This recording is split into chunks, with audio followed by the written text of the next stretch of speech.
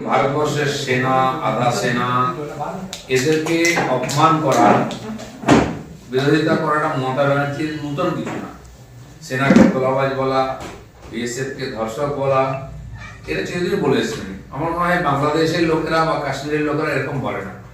এটা ওনার রাজনীতি। আজকে ওনার কাউন্সিলরকে কেউ মেরে দিচ্ছে, ওনার নেতাকে কেউ খুন করে দিচ্ছে, তার জন্য বিএসএফ দায়ী নেই।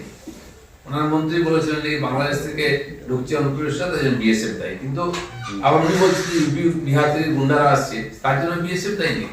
15 কিলোমিটার বা 20 কিলোমিটার যাই হোক, বিএসএফ দেখে। সেখানে কোনো ইলিগাল যদি ইনফিল্ট্রেশন হয়, তাকে ধরে তারা পুলিশের হাতে দেয়। আইন শৃঙ্খলা দেখা পুলিশের হাতে।